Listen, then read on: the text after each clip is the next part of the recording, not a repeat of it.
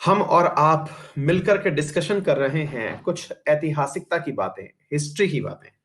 ठीक है। जी हाँ। आइए। तो आज की जो मेजर बात हम करने वाले हैं, आज का जो हमारा टाइटल है वो तीन टाइटल्स को डिस्कस करेगा, जिसके आधार पर कहते हैं कि वर्तमान भारत में जो भारतीय राज व्यवस्था है वो इन्हीं तीन पर आधारित होती हुई दिखाई पड़ती है। 1909, 1919, 1935। तो चर्चा करते हैं एक एक करके हर चीज पर। सबसे पहली चर्चा 1909 के ऊपर क्या है, आइए सुनते हैं। मेरे प्यारे साथियों, 1909 में असल में ऐसा क्या हुआ था जो ऐतिहासिक रूप से इतना महत्वपूर्ण कहलाया। हमने तरीका यह अपनाया है कि हम थोड़ा सा ब्रीफ इंट्रो आपको इसका देंगे। इसके बाद में इसके ऊपर लगभग 10 प्रश्न आपसे करवाए जाएंगे, जो कि तुरंत आपसे 5 मिनट में सॉल्व हो जाने चाहिए। इसके बाद में फिर हम 1919 पढ़ाएंगे, इसके ऊपर 10 प्रश्न आपको देंगे। और उसके बाद में 1935 पढ़ाएंगे, उसके अंदर हम आपको ऐसे ही 10 प्रश्न देंगे।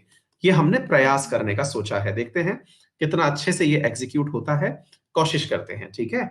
चलिए साथियों, तो सबसे पहली बात जो आपको पता होनी चाहिए वो मैं आपके साथ डिस्कस करता हूं, और वो है 1909 के एक्ट के बारे में। कुछ बेसिक बातें हैं जिन्हें आप सुनने का प्रयास करें तो बेहतर होगा। सबसे पहली बात यह है कि ये 1909 जो है वो असल में मार्ले मिंटो रिफॉर्म्स के नाम से जाना जाता है। किस नाम से जाना जाता है? मार्ले मिंटो रिफॉर्म्स के नाम से जाना जाता है। थोड़े ऐतिहासिक तथ्य हैं, ये आपको मालूम होना चाहिए। अच्छा, अब आप एक बार मुझे बता दीजिए कि ये मार्ले कौन थे और मिंटो कौन थे, ताकि उस आधार पर हम आप लोगों के साथ में आगे की बातें कर पाए। बताइए मेरे प्यारे साथियों, मार्ले कौन थे और मिंटो कौन थे? ये बार थोड़ा जल्दी करेंगे तो थोड़ा मेरे लिए फायदा रहेगा।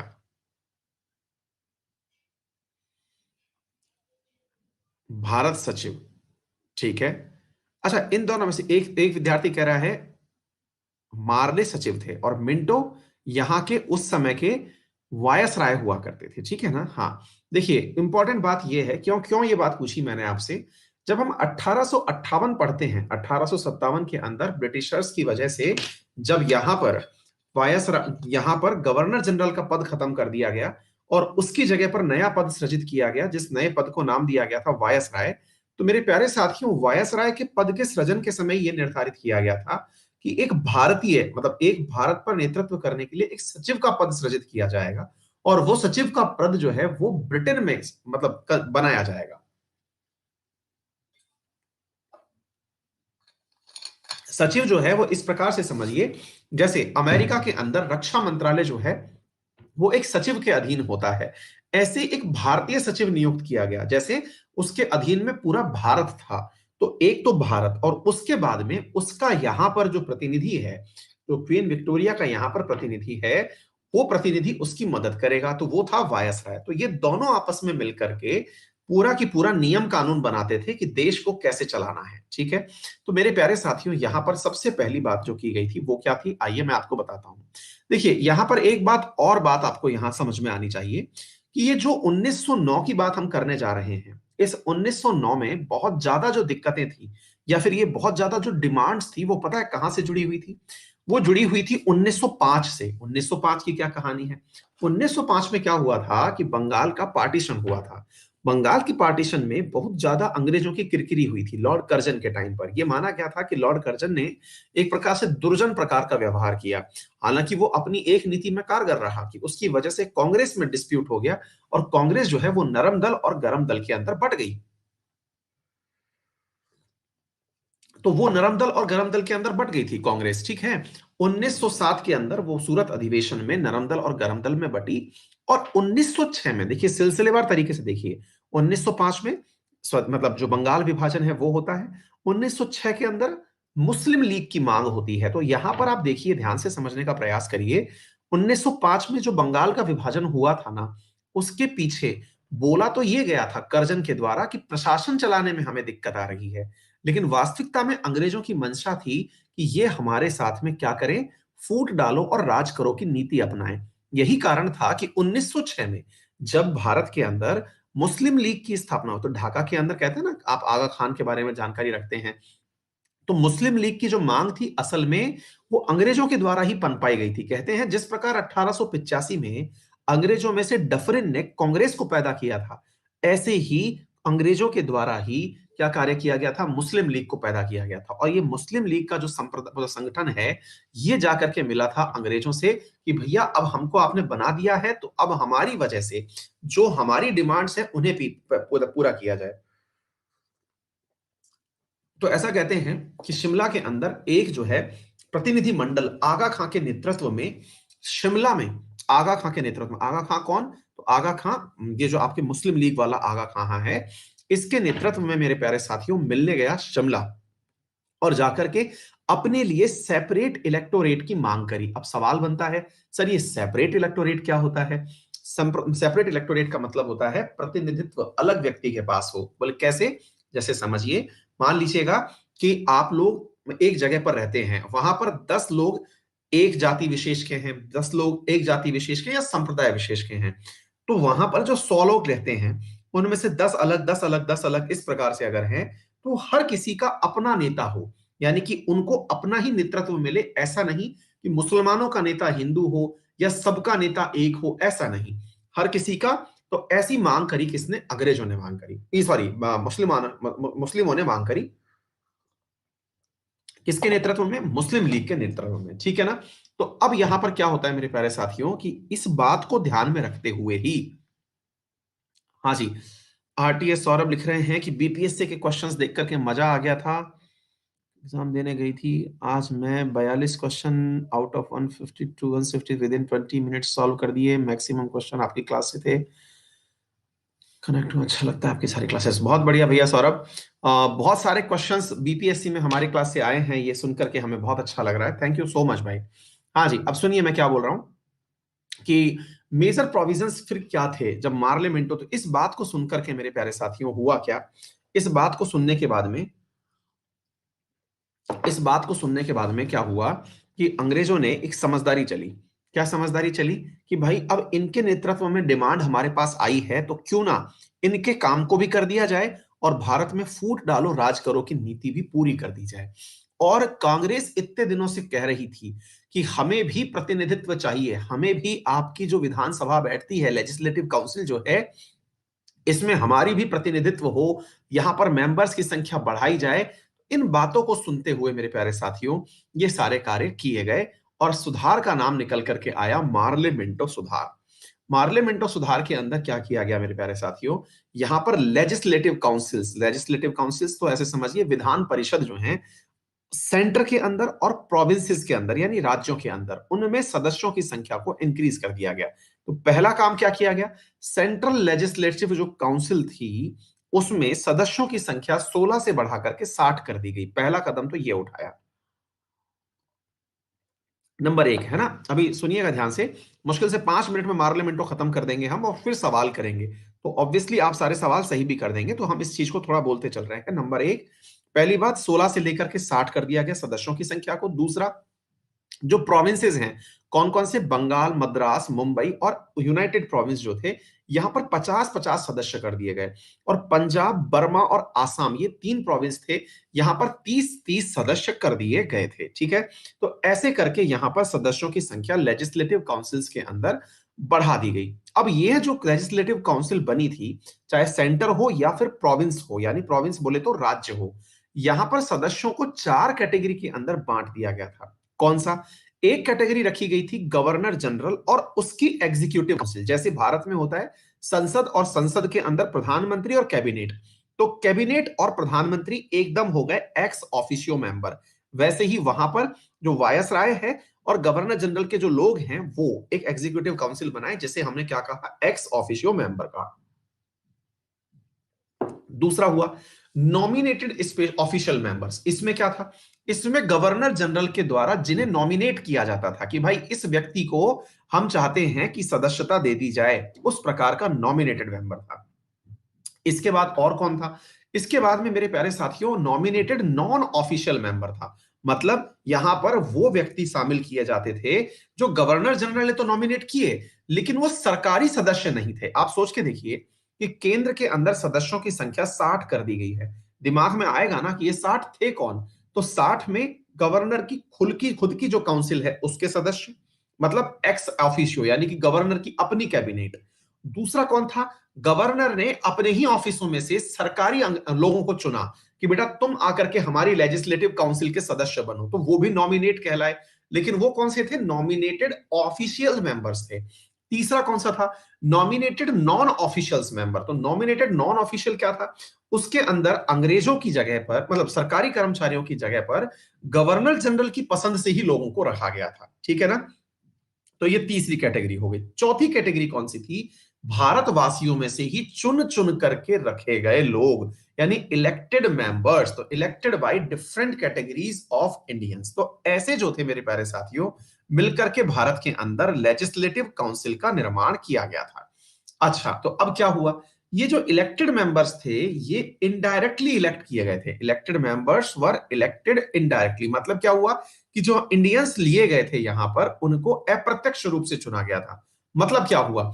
जो लोकल बॉडीज थी, जहां पर लोग चुन के आए थे, उनके द्वारा लेजिस्लेटिव काउंसिल के लिए मेंबर चुन करके आए थे। लोकल बॉडी हुई, चैम्बर ऑफ कॉमर्स हुए, जमींदार हुए, यूनिवर्सिटीज हुई, ट्रेडर कम्युनिटी हुई, मुस्लिम्स हुए, उन सब में से निकाल करके फिर जाकर के इलेक्टेड मेंबर को निकाल करके लाया जाता था। क्या आपको मेरी ये बात समझ में आ रही है? इससे हुआ क्या? इससे हुआ क्या कि भाई अल्टीमेटली उनके पास में वो लोग पहुंचे जो ऑलरेडी बहुत संपन्न थे। ये बात आपको अच्छे से समझ में आनी चाहिए। जहां तक राज्यों की बात है, वहां पर नॉन ऑफिशियल मेंबर जो थे वो मेजोरिटी में आ गए। नॉन ऑफिशियल बोले तो जो कि सरकारी सदस्य नहीं है, लेकिन गवर्नर ने बिठाए हुए हैं। ठीक है ना? तो ऐसी स्थिति में मेरे प्यारे साथियों, यहां पर लेजिस्लेटिव काउंसिल में पहली बार भारतीयों को जगह मिली। यही अपने आप में बहुत बड़ी बात है। दूसरी बड़ी बात क्या हुई मेरे प्यारे साथियों? यहां पर सेपरेट इलेक्टोरेट की व्यवस्था अपनाई गई, प्रत्यक्ष निर्वाचन की व्यवस्था मुसलमानों के लिए। मार्ले मिंटो सुधारों के अंदर ये अपना ली गई थी। इसके अलावा मेरे प्यारे साथियों और क्या हुआ?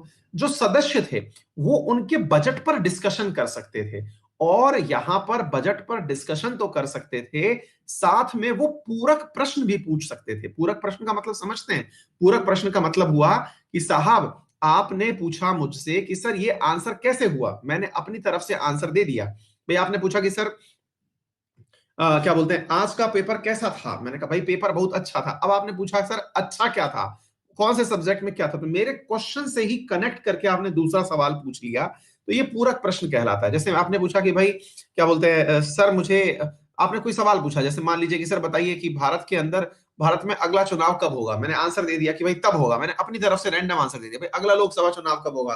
मैंने कहा 2021 में होगा। अब आपने सुन करके ये तो कहा ना, है सर क्यों भाई 2021 में क्यों? टर्म तो पूरा 2024 में होगा। तो आपने इस पे पलट के जो सवाल पूछा ना, ये पूरक प्रश्न कहलाता है। हमको पहली बार सोचो प्रश्न के ऊपर प्रश्न पूछने की आजादी दी गई थी, और आज हमारी संसद देख लो, कुर्सी तोड़ते हैं सांसद। यहां पर पहले बार हम लोगों को जहां बोलने की आजादी दी गई थी, आज इतने आजाद हो गए हैं कि कुर्सी तोड़ने सांसद पहुंच जाते हैं। एनीवे, अच्छा दूसरी बात, ये जो लोग लेजिस्लेटिव असेंबली के अंदर बैठे हुए होंगे, ये कोई भी विदेश नीति के ऊपर चर्चा नहीं करेंगे। ठीक है? दूसरा, किसी भी प्रिंसली स्टेट से कैसे बिहेव करना है, ये बात में चर्चा नहीं की जाएगी। ठीक है? और मजेदार बात, जो वायसराय की एग्जीक्यूटिव काउंसिल थी ना, एग्जीक्यूटिव काउंसिल यानी कि एक तरह से वायसराय की अपनी जो कैबिनेट थी, उसमें मेरे प्यारे साथियों एक व्यक्ति को ऐड किया गया जिनका नाम था सत्येंद्र पी सिन्हा, एसपी सिन्हा, जो कि पहले व्यक्ति थे जो कि अंग्रेजों की काउंसिल में जाकर के शामिल हुए थे। ठीक है ना? ऐसे ही जो सेक्रेटरी ऑफ स्टेट हुआ करता था भारत में, भारत का नहीं था वो, मार्ले जो था ना, मार्ले जो कि अमेरिका में वो यूके में बैठता था, जिसके पास 15 व्यक्ति हुआ करते थे, उसमें 2 व्यक्ति इंडियन भी बिठाए जाने लगे। फायदा क्या हुआ भाई? अब वो इंडिया के बारे में लोगों को ज्यादा जानकारी तरीके से दे पाता था, मतलब उन लोगों को इंडिया के बारे में समझा पाता था। तो उम्मीद है सभी साथियों को ये बात अच्छे से समझ में आ गई होगी कि मार्ले मिंटो रिफॉर्म्स किस प्रकार से खास थे। बोलिए साहब, क्लियर हो गया? ये सभी साथियों को अच्छे से समझ में आ गया जो मैंने आपसे कहा? एक बार थम्स अप कर दीजिए। अब मैं आपसे कुछ क्वेश्चंस पूछ ले रहा हूं, जल्दी से आप लोग उसके अंदर आंसर कर दीजिए। तो ऐसे करके हम चलने का प्लान बनाए हैं। मैंने जो पढ़ाया उसी से आप लोगों को, हाँ जी, तो हाँ जी, सबसे पहली बात तो मेरा रेफरल कोड जान लीजिए, अंकित 10 मेरा रेफरल कोड है। इसका उपयोग करके आप अनअकैडमी पर कोई भी कोर्स परचेज करें, चाहे यूपीएससी हो या एसएससी, वो परचेज खरीद सकते हैं। सुबह 10:15 बजे आप लोगों की लक्ष्मीकांत चल रही है, स्पेशल क्लास में चल रही है। आज हमने वहां पर सिटीजनशिप और यूनियन टेरिटरी डिस्कस किया था। आप भी भविष्य में, मतलब अगला टाइटल भी हमने बता रखा है कि कब क्या डिस्कशन होगा, और ये सारा के सारा शेड्यूल है। एनीवे, पहला प्रश्न देखिए आपके सामने है, क्या है? निम्नलिखित में से किस वर्ष मार्ले मिंटो सुधार अधिनियम को भारत में लाया गया था? है बहुत आसान सवाल, जल्दी से आंसर देते जाइए। तो ये सारी की सारी बातें आपको मैंने बता दी हैं, अब जल्दी जल्दी आंसर करते जाइए। थोड़ा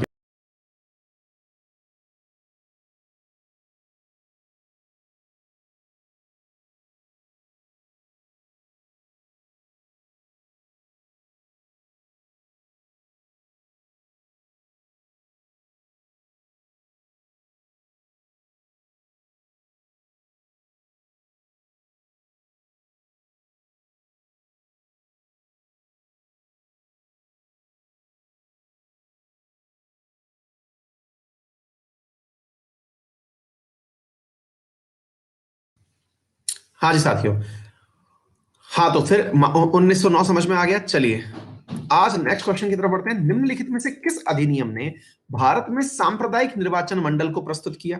यानी कि आप लोगों के सामने जो सांप्रदायिक निर्वाचन मंडल हुआ, यानी कि आपने सेपरेट इलेक्टोरेट की बात की, कम्युनली, तो वो किसमें किसने शुरू किया गया?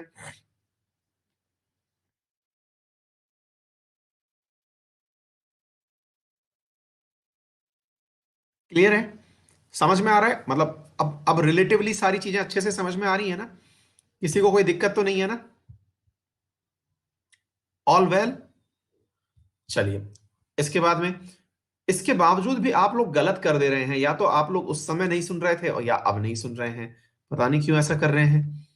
चलिए नेक्स्ट क्वेश्चन है, निम्नलिखित में से किस अधिनियम को मार्लियामेंटो सुधार के नाम से जाना जाता है? सारे दाएं बाएं से कनेक्टेड क्वेश्चंस अभी मैंने समझाया, अब आपके बन गए।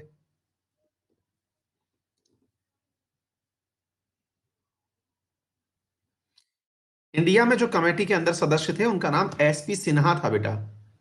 कौन पूछे? पवन गुप्ता, एसपी सिन्हा बेटा, है ना? जी हाँ। नेक्स्ट क्वेश्चन है, मार्लियामेंटो सुधार 1909 के द्वारा केंद्रीय परिषद की क्षमता 16 से बढ़ाकर के कितनी कर दी गई थी? अभी बताया मैंने आप लोगों को, नंबर्स भी बोले सारे की सारे। शुभम कुमार बार बार कह रहे हैं क्वेश्चंस नहीं दिख रहे, और बच्चे धाड़ धाड़ आंसर कर रहे हैं। तो बेटा एक बार शुभम, शायद इंटरनेट में आपके कोई दिक्कत आ रहा होगा, एक बार देख लीजिए बेटा। ठीक है ना? नेक्स्ट क्वेश्चन है, 1909 में भारत परिषद अधिनियम के तहत किसे गवर्नर जनरल की कार्यकारिणी में प्रथम भारतीय विधि सदस्य नियुक्त किया गया था? तो ये मैंने आप लोगों को बता दिया।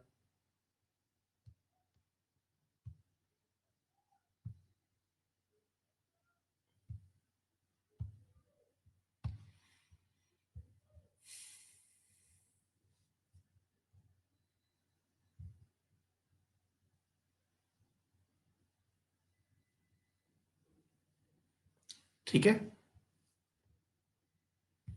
समझा दिया ना मैंने आपको अभी, यही तो समझाया है। नेक्स्ट क्वेश्चन है, 1909 में मार्ले मिंटो के आधार पर गठित होने वाली विधान परिषद के सदस्यों का निर्वाचन किस विधि से हुआ था? ये अभी हाल पूछा है। मुझे नहीं लगता कि आपको इनमें से किसी भी प्रश्न में कोई दिक्कत आई होगी।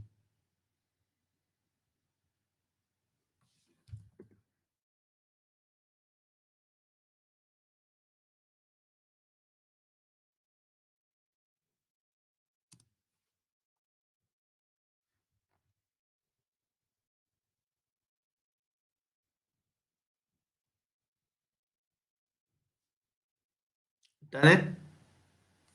चलिए नेक्स्ट क्वेश्चन की तरफ बढ़ते हैं। अभी मैंने बताया आप लोगों को, इनडायरेक्ट इलेक्शन के द्वारा 4 प्रकार के सदस्य थे, हो गए। सदस्यों को आर्थिक प्रस्तावों पर बहस करने, उनके विषयों पर संशोधन प्रस्ताव रखने जैसे अधिकार किस अधिनियम के तहत दिए गए थे? जस्ट अभी हाल मैंने आप लोगों को बताया कि किस प्रकार से भारतीय सदस्यों को बोलने का अधिकार दिया गया, और बोलने के अधिकार के साथ साथ उन्हें और अधिकारों में बहस करने का अधिकार भी दिया गया। कौन सा एक था?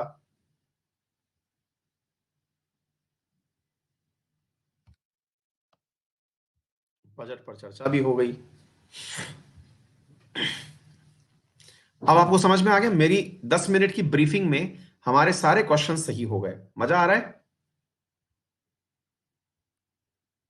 हाँ भाई, थम्स अप कर दीजिए एक बार। निम्नलिखित में से किस गवर्नर जनरल को सार्वजनिक निर्वाचन का जनक कहा जाता है? मतलब कम्युनल जो वो है सांप्रदायिक जो वो है कार्यक्रम, उसका जनक कहा जाता है।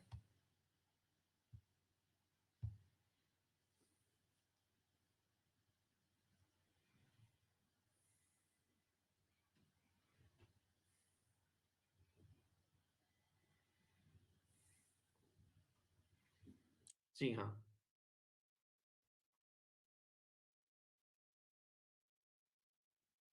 बिल्कुल, मिंटो। ठीक है, चलिए नेक्स्ट क्वेश्चन है। वहां गया, कुछ नहीं गायब है भाई इसमें से। कोई बात नहीं। निम्नलिखित में से किस ब्रिटिश अधिनियम ने से लोक सेवा आयोग की स्थापना की गई थी? निम्नलिखित में से किस अधिनियम की वजह से लोक सेवा आयोग की स्थापना की गई थी?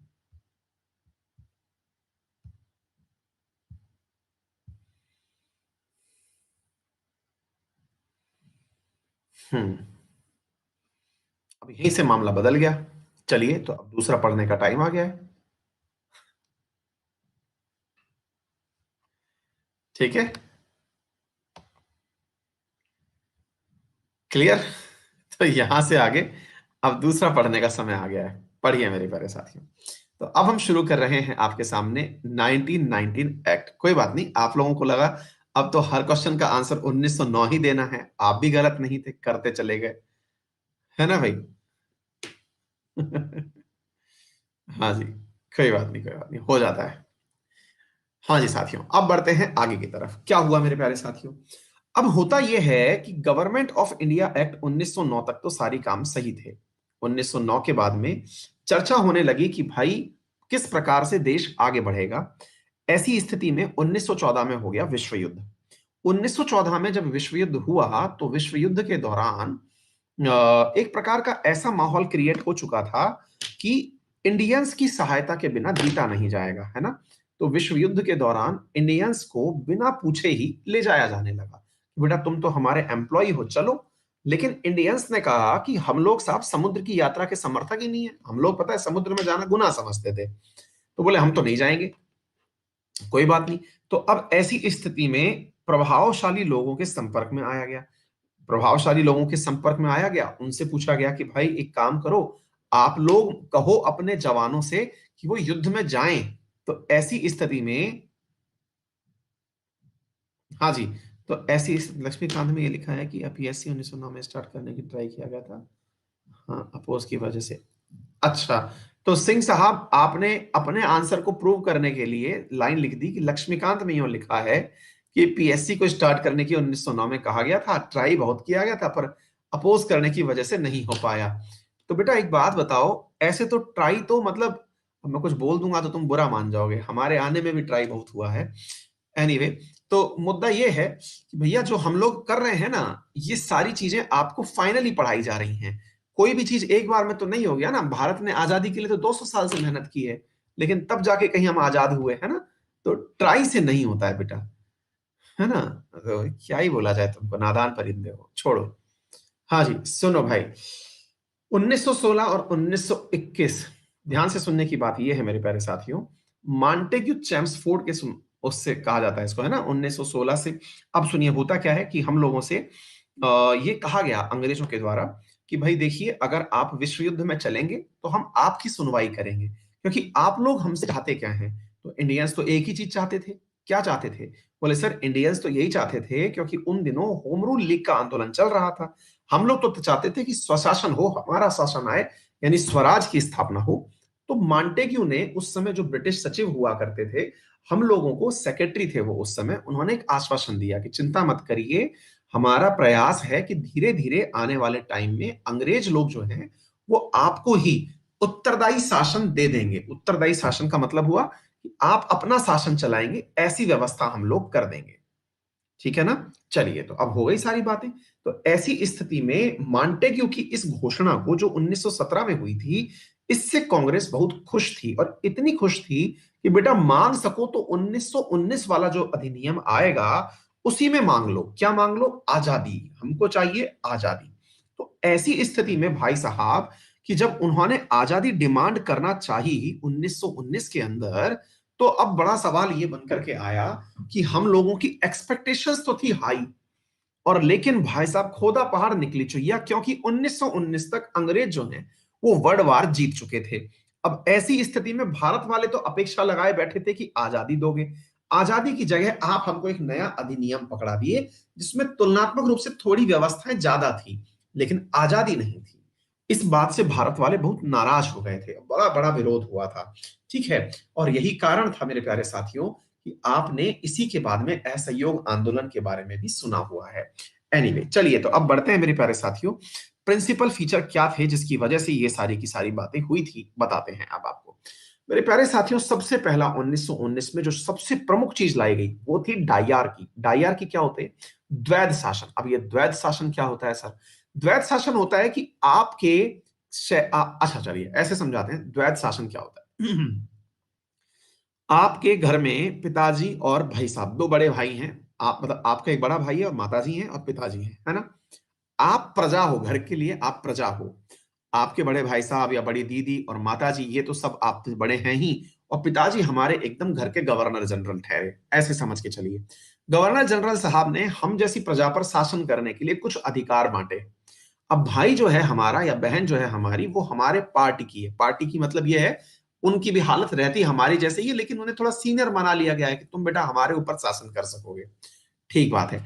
अब क्या किए, पिताजी घर में एक दिन बैठे और प्रसन्न हुए और कहे कि देखो, अपन को ना ये जो छुटका है हमारा, इसके ऊपर पूरा ध्यान देना है, और इस पर ध्यान देने के लिए अब एक काम करते हैं। हम आप लोगों को बोले तो माताजी को बोले, और उनके इनको बोले कि हमारे भाई साहब को बोले कि भैया एक काम करो, आप लोगों को मिलकर के इस छोटे का ध्यान रखना है। अब नियम बांट दिए उन्होंने। माताजी से कहा कि तुम तो ध्यान रखोगी इसका कि ये कहीं घर में देरी से तो नहीं आता है। बोला ठीक है साहब, हम रख लेंगे ध्यान। अच्छा, दूसरा तुम ये ध्यान रखोगी कि कहीं ये कुछ गलत हरकत तो नहीं कर रहा है, दोस्तों से मिलने तो नहीं जा रहा है, टेलीफोन पे रात रात भर बतिया तो नहीं रहा है। हमारे जीवन की जो आजादी वाले फीचर थे ना, वो तो दे दिए माताजी को। कैसे वाले? कि देखो कहीं दोस्तों से लेट तो तक तो बात नहीं कर रहा है, नशा पत्ता तो नहीं कर रहा है, इसका मुंह सूंघो जब ये आए वापस, इसकी उंगलियां सूंघो, इसके होठों का रंग देखो। ये सारे काम तो दे दिए मम्मी जी को कि बेटा आप जो है मैडम ये देखेंगे। अच्छा, और आपको तो मालूम ही है कि हमारे घर की जो सारी की सारी बातें हैं, हमारी जितनी भी कुटाई हुई होती है उसके पीछे सबसे बड़ा मतलब महत्वपूर्ण योगदान जो रहता है वो माताजी का रहता है, क्योंकि माताजी खुद तो ठोकती नहीं है, पिताजी को शिकायत कर देती हैं। अच्छा, तो ऐसी स्थिति में माताजी वाला एपिसोड समझ में आ गया। प्रजा है हम पर शासन कौन कर रहा है? एक तरफ माताजी शासन कर रही हैं। अब बड़े भाई साहब की भी बात करते हैं। शासन वो भी हम पर कर रहे हैं, लेकिन उनका शासन कुछ इस प्रकार से है। क्या? उनको बोला गया कि भैया सुनो, भाई साहब, बड़े भाई साहब से बोला गया कि भाई सुनो, ऐसी बात है, आप जो है ना इसके ध्यान रखिएगा कि ये पढ़ाई लिखाई तो ठीक से कर रहा है। मतलब ये जब बैठता है पढ़ने तो लिखता है कि नहीं लिखता है, मतलब पढ़ते समय जो है लिखाई वगाई करता है कि नहीं करता है। बोले ठीक है साहब, हम देख लेंगे। अच्छा, तुमको ये भी देखना है कि ये बोल बोल के पढ़ता है कि नहीं पढ़ता है। अच्छा ठीक है साहब, हम देख लेंगे। अच्छा सुनो, इसका ये भी देखना कि इसके जेब में जो पैसा है कहीं वो कम तो नहीं हो गया है, मतलब ये जो रोज लेके जाता है उसमें कहीं ज्यादा खर्चा तो नहीं हो गया है। मतलब एक काम ऐसा हुआ कि जो नियंत्रण पिताजी खुद रख सकते थे, अब वो दो लोगों में बांट दिया। अब भाई साहब तो हमारे पक्ष के आदमी ठहरे, तो वो थोड़ा थोड़ा हम पर लीनियंट होना तो चाहते थे। जैसे हम लोग अगर मान लीजिए पढ़ रहे हैं और पढ़ते पढ़ते झपकी भी ले लिए, पापा जी उनसे पूछे कि हाँ बेटा बताओ, क्या कुछ पढ़े थे? ये तो उन्होंने आंसर दिया हाँ पापा सही पढ़ रहे थे। उन्होंने हमारी झपकी भी छुपा दी। लेकिन भाई साहब तो खुद ही माता जी के अधीन है, मम्मी जी जो हैं वो भाई साहब की भी निगरानी पूरी पूरी रख रही हैं।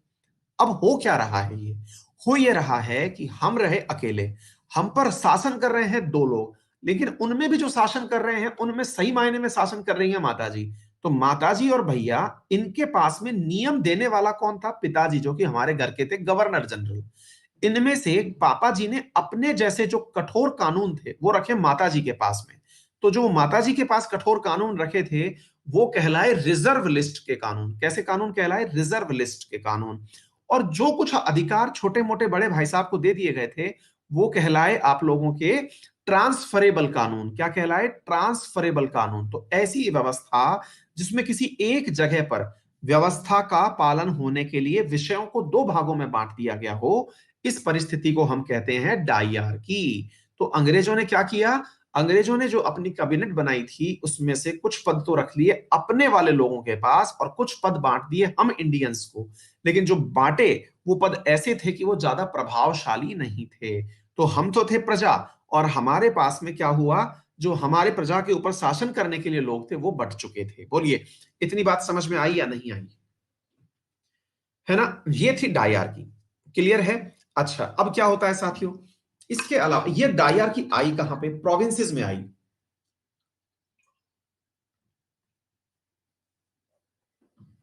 केंद्र में ऐसी डायआर्की का कोई भी उपबंध नहीं था।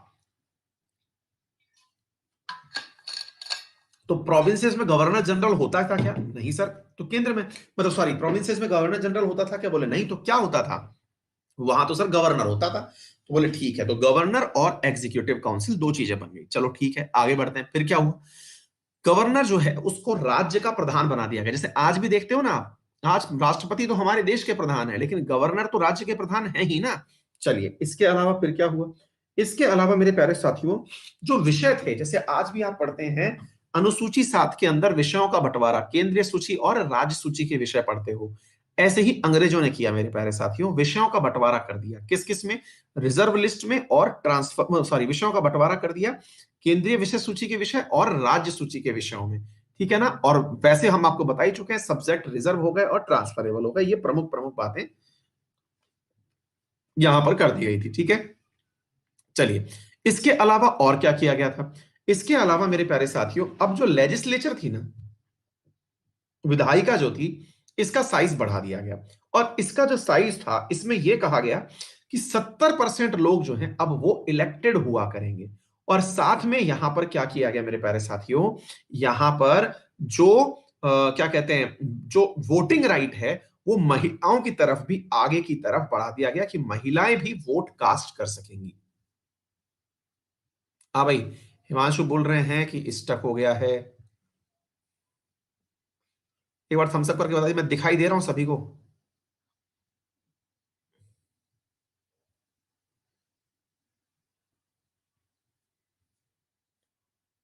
सबको सही से सुनाई दिखाई दे रहा है? उस भाई का, बेचारे का स्टक हो गया होगा, उसका दिमाग स्टक भी हो गया होगा, ये भी हो सकता है। कई बार ना बहुत ज्यादा देर पढ़ लेते हैं। हाँ जी। तो ऐसी स्थिति में मेरे प्यारे साथियों ये कार्य किया गया। सेंट्रल में क्या कार्य किया गया? सेंट्रल के अंतर्गत गवर्नर जनरल तो मेन हेड थे ही। अब उनके पास में प्रमुख कार्य जो थे, मतलब विषयों का चूंकि बंटवारा हो चुका था, एक सेंट्रल विषय थे, एक प्रोविंशियल विषय थे, तो जो गवर्नर थे अब उनके पास में जो कार्य हुआ करता था वो सेंट्रल से संबंधित कार्य हुआ करता था। अच्छा, इसके अलावा और क्या किया गया? यहां पर जो वायसराय की एग्जीक्यूटिव काउंसिल थी, जिसमें अभी तक एसपी सिन्हा जैसे एक ही व्यक्ति की एंट्री थी, अब उसमें 6 सदस्यों में से 3 सदस्य इंडियन होने लगे थे। पहले क्या होता था, 6 सदस्यों में से केवल एक भी सदस्य नहीं था। 1909 में एक सदस्य एसपी, मतलब एस सत्येंद्र सिन्हा होने लगे थे, और 1919 में इनकी सदस्यों की संख्या बढ़ा करके 3 कर दी गई थी। गवर्नर जनरल को अधिकार दिया गया कि वो अध्यादेश पारित कर सकता है। अध्यादेश पारित करने का अर्थ क्या हुआ, जब कैबिनेट मतलब विधायिका उसमें नहीं है तो वो अपने आदेश पारित कर सकता है। जैसे वर्तमान में होता है, राष्ट्रपति आर्टिकल 1 to 3 के तहत अध्यादेश पारित करता है और राज्यपाल आर्टिकल 213 के तहत अध्यादेश पारित करता है। ये दो बातें आप लोगों को याद करनी चाहिए। अच्छा, और क्या किया गया? और इसके अलावा मेरे प्यारे साथियों एक काम और किया गया, और वो क्या था? बाई कैमरल व्यवस्था अपनाई गई। बाई कैमरल व्यवस्था का मतलब क्या हुआ? जैसे आज हमारे देश में लोकसभा और राज्यसभा है, ऐसे ही अंग्रेजों के टाइम पर भी उस समय की राज्यसभा और लोकसभा बनाई गई, है ना। तो उस समय की राज्यसभा और लोकसभा को क्या कहा गया? लेजिस्लेटिव असेंबली और काउंसिल ऑफ स्टेट कहा गया। लेजिस्लेटिव असेंबली बोले तो लोकसभा, और काउंसिल ऑफ स्टेट बोले तो राज्यसभा। ये उस समय उन लोगों ने बना दी थी। अब आप इससे अंदाजा लगा कर देख सकते हैं। ठीक है। अच्छा, अब इसके अलावा और क्या क्या हुआ था मेरे प्यारे साथियों? इस लेजिस्लेटिव असेंबली में जो बनाई गई है, इसमें कुल सदस्यों की संख्या 145 रखी गई थी, जिसमें से 41 नॉमिनेटेड थे और 104 इलेक्टेड सदस्य रखे गए थे। ठीक है ना। तो ये चीज आप लोग अतिरिक्त रूप से याद रख सकते हैं। 41 नॉमिनेटेड और 104 इलेक्टेड थे। इन इलेक्टेड मेंबर्स में से मुस्लिम्स अलग से थे, यूरोपियंस को भी अलग से जगह यहां पर दी गई थी। ठीक है ना। इसके अलावा यहां पर लैंडलॉर्ड्स भी थे, यहां पर 2 सिख भी रखे गए थे, और दूसरा इंडियन कम्युनिटी को रिप्रेजेंट करने के लिए दो सामान्य व्यक्ति भी रखे गए थे। ये सारा कार्य यहां पर मेरे प्यारे साथियों किया गया था। किसके अंतर्गत? ये पूरा की पूरा लेजिस्लेटिव असेंबली के अंदर की बात थी। जो काउंसिल ऑफ स्टेट था, जिसको आप राज्यसभा कहते हैं, उसमें सदस्यों की संख्या केवल 60 रखी गई थी। कितनी रखी गई थी? 60 रखी गई थी काउंसिल ऑफ स्टेट के अंदर सदस्यों की संख्या। ठीक है। 60 के अंदर से 27 जो थे वो नॉमिनेटेड थे, 23 इलेक्टेड थे, यानी कि यहां पर इलेक्टेड की जो संख्या है वो बढ़ा दी गई थी। ऊपर वाले में क्या हो रखा था? यहां पर भी यानी कि जो आपका क्या कहते हैं, जो मैंने इससे पहले वाला जो आपको बताया उसमें क्या था, जो लोकसभा थी उस समय की, उसमें भी इलेक्टेड्स की संख्या ज्यादा थी। तो एक प्रकार से अगर आप लोगों ने देखा तो इस पूरी प्रक्रिया के अंदर जो कार्य हुए थे उसमें धीरे धीरे प्रतिनिधित्व को इंक्रीज किया जा रहा था। ये जो प्रतिनिधित्व इंक्रीज हुआ, जिसमें कि वोटिंग राइट महिलाओं को भी दिया गया, इसके अलावा सदस्यों की संख्या भी बढ़ाई गई, ये सारा कार्य मेरे प्यारे साथियों एक प्रकार से भारतवासियों के बढ़ते प्रतिनिधित्व का परिचायक था। अब अंग्रेजों ने कहा कि अगर आप लोग सही सरकार चला ले गए, क्योंकि राज्यों में प्रोविंशियल लेवल पर आप लोगों को सरकार दे दी गई है, अगर आप लोग सही से सरकार चले ले गए तो भविष्य में हम लोग इसकी समीक्षा करने के लिए एक कमीशन भेजेंगे 10 साल बाद। और वो 10 साल बाद आने वाला कमीशन जो है वो भैया 1927 में ही आ गया, जिसकी वजह से विरोध हुआ था, जैसे आप साइमन कमीशन कहते हैं।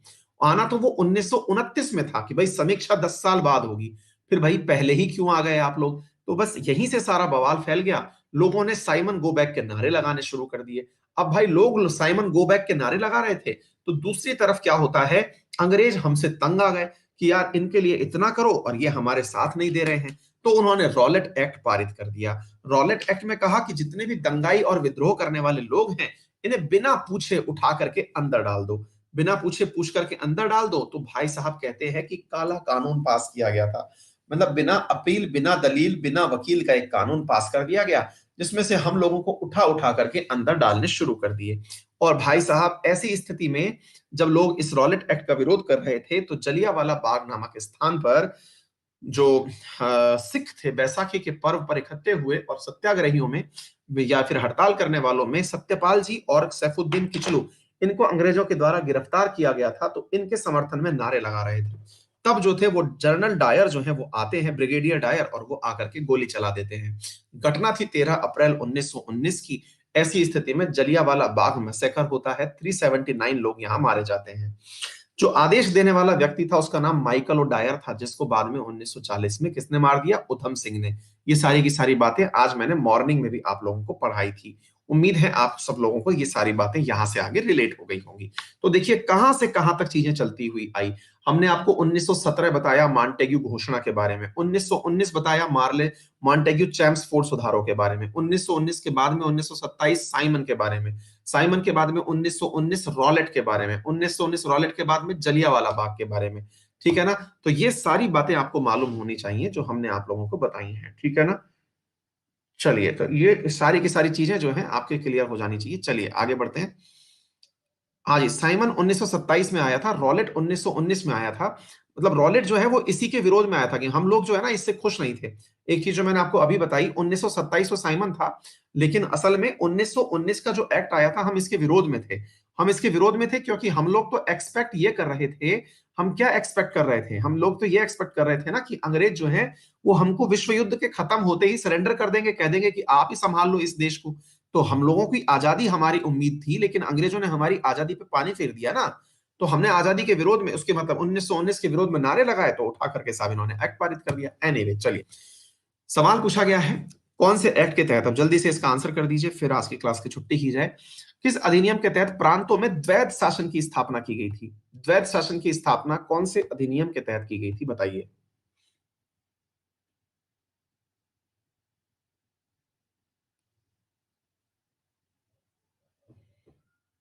बिल्कुल हो गया, 1919। नेक्स्ट है, द्विसदनीय विधानमंडल का प्रावधान निम्नलिखित में से किस अधिनियम द्वारा किया गया था? अभी हाल बता दिया।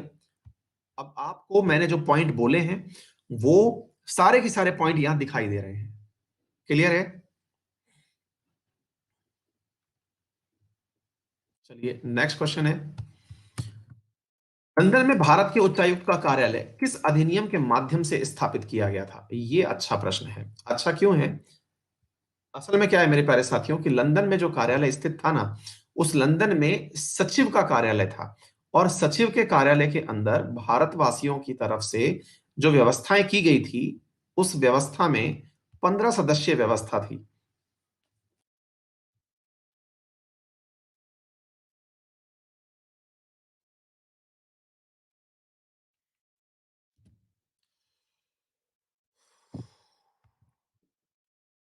नेक्स्ट क्वेश्चन है, किस अधिनियम के तहत प्रत्यक्ष निर्वाचन सिद्धांत को मान्यता दी गई थी? किस अधिनियम के तहत प्रत्यक्ष निर्वाचन सिद्धांत को मान्यता दी गई थी? मैंने आपसे कहा ना, वोटिंग इंट्रोड्यूस की गई थी यहां से, तो ये सारी की सारी बातें आपको समझ में आ गई होंगी। अविनाश, तो इसका मतलब अब तो टॉप कर रहे होंगे बेटा, क्वेश्चन रिपीट होके आ रहे हैं तो अब तो गिफ्ट ले ही जाओगे आप, है ना? गुड है यार, शाबाश। नेक्स्ट क्वेश्चन है, 1919 में भारत सरकार अधिनियम का दूसरा नाम क्या था? सब लग रहे हैं ना, अब सारे के सारे हलवा क्वेश्चंस। एनटीपीसी में सारा आ गया, चलो ये भी अच्छी बात है।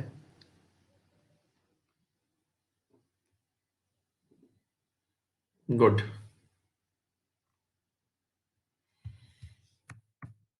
1919 में भारत सरकार अधिनियम के तहत कौन सी बात सही नहीं है? Assembly could not ask for any information about the government, franchise is limited, मताधिकार सीमित रखा गया, although some expenditure department were transferred, the government remained completely in control of the finances, the assembly had no control over the viceroy। बताइए, कौन सा कथन जो है इसके अंदर सही नहीं है?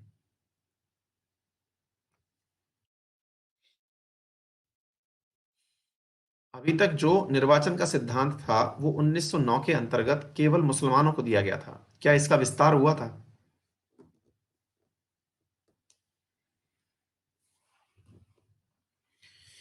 अब इसे बढ़ा करके सिख, ईसाई और एंग्लो इंडियंस एवं यूरोपियंस को दे दिया गया था। ठीक है।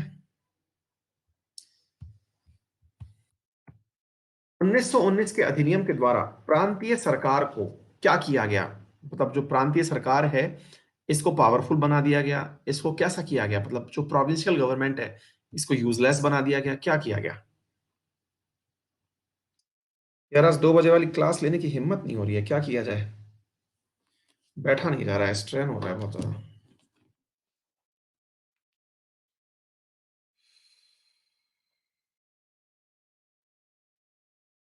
हम्म, छुट्टी करनी पड़ेगी यार, मुझसे बैठा नहीं जा रहा है। बहुत देर से, सुबह से बैठा हुआ हूँ, हालत खराब है। 1919 के अधिनियम द्वारा प्रशासन के क्षेत्र में in the field of administration by the act of 1990 centralization policy को इंक्रीज किया गया, डिसेंट्रलाइजेशन को किया गया, ऑटोनॉमी ऑफ द प्रोविंसेस जो थी उनको खत्म कर दिया गया। क्या किया गया था? मतलब सेंट्रलाइजेशन हुआ था, डिसेंट्रलाइजेशन हुआ था, अधिकारों का मतलब केंद्र से राज्यों को अधिकार दिए गए थे या राज्यों के अधिकार भी केंद्र ने ले लिए थे? सीधी सी बात है।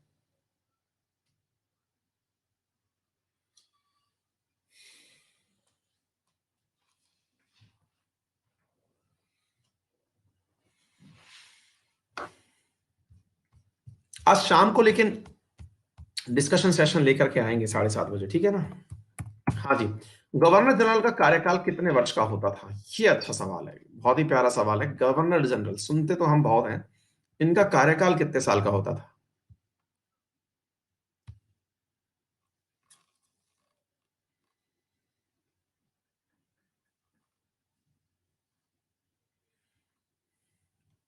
डन। 5 साल का। 1919 में भारत सरकार अधिनियम के अनुसार केंद्रीय विधानसभा का कार्यकाल कितने वर्षों का था? केंद्रीय विधानसभा जो बनी थी उसका कार्यकाल कितने साल का था? ये बहुत ही अच्छा सवाल है।